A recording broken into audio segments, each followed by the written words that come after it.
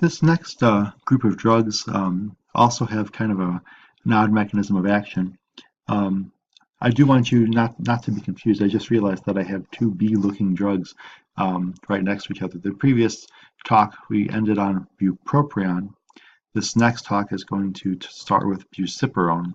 BUSPIRONE has a different mechanism of action depending on the location of the receptor. So presynaptically, it is a full agonist of a serotonin receptor subtype, but postsynaptically, it's a partial agonist of that same receptor subtype. And so the way this drug works so well is believed to be its ability to kind of fully agonize this presynaptic receptor and then have partial agonism at this postsynaptic receptor.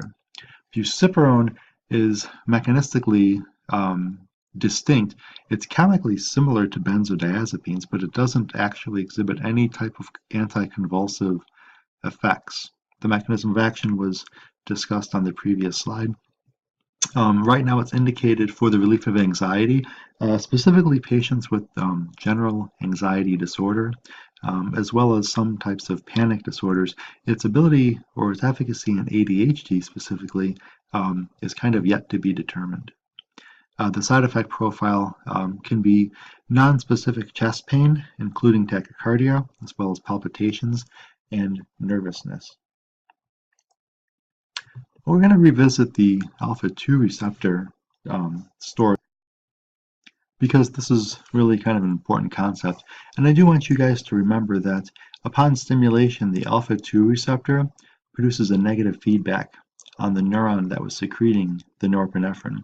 And so these next two slides are duplicated of each other, but they nicely kind of show the mechanism. I've edited this image to kind of reinforce the concept. And so here's an ATP-dependent release of the norepinephrine transmitter from these vesicles into the synaptic cleft. And then obviously when norepinephrine binds to the alpha-2 receptor, this adenyl cyclase enzyme activity gets inhibited, and you can see now the synaptic vessel is devoid of neurotransmitter, and you're seeing a dramatic reduction and further release of norepinephrine once this norepinephrine is engaged to this alpha-2 receptor. So it's a negative inhibition. And so when this receptor is stimulated, you see a reduction in the release of neurotransmitter. And that really kind of plays into a role into why these drugs are so useful for diseases like hypertension. And so clonidine and others like it, there's several generations of clonidine afterwards, but we'll focus on clonidine today. Is a selective agonist of the alpha-2 receptor, and the physiologic outcome is important because you see a profound reduction in the amount of norepinephrine released from the CNS, and that's through that negative feedback loop that was just illustrated. Systemically, it's going to result in a lowering of heart rate and therefore a reduction in cardiac output. The target in the central component, or in the CNS, is obviously the medulla. So the indications for clonidine include hypertension, withdrawal from abused drugs. We'll talk about drugs of abuse at the end of the unit. Treatment of tics associated with Tourette syndrome, as well as ADHD and a few other indications that are not listed. The main side effect excuse me, is dry mouth and sedation. But in massive overdoses, you can see kind of a severe hypertensive crisis, as basically all of the norepinephrine stores can just kind of get depleted and then washed out. The main contraindication is that patients with a history of depression and patients with a history of depression should not receive clonidine, as well as the potential for numerous drug-drug interactions, specifically with tricyclic antidepressants. The other selective alpha-2 agonist includes guanfacine, and has a similar physiologic outcome like clonidine.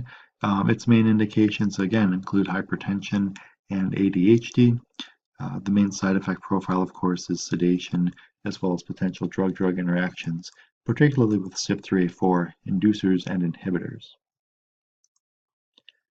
And finally, the last drug category that we're going to talk about are the alpha-1 receptor antagonists. So this is normal physiology. Here's norepinephrine binding to an alpha-1 receptor. This can be on smooth muscle, and it causes a contraction That's based on the release of intracellular calcium through this DAG-IP3, which stands for diacylglycerol and inositol triphosphate.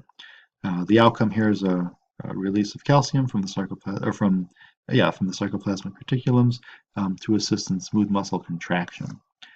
So this is a alpha-1 antagonist, PRAZOSIN.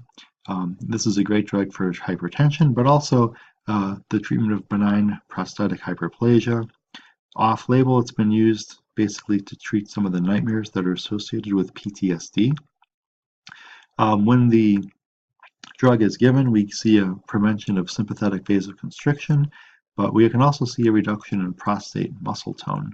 And this drug can cross the blood-brain barrier, which is why it's been indicated, or at least suggested to be used for PTSD nightmares. And of course, the main side effect is orthostatic hypotension. We'll come back to PRAZOSIN in the GU unit, and at least once more in the cancer unit, if I'm not mistaken. But these are the drugs that are used for ADHD and PTSD, and they're quickly summarized here on the last slide. Okay, and that's going to cover learning objective number 2. All right, so that's all the drugs for this particular case. And if you have any questions, please let me know. And good luck on the next couple portions of this block. Thank you.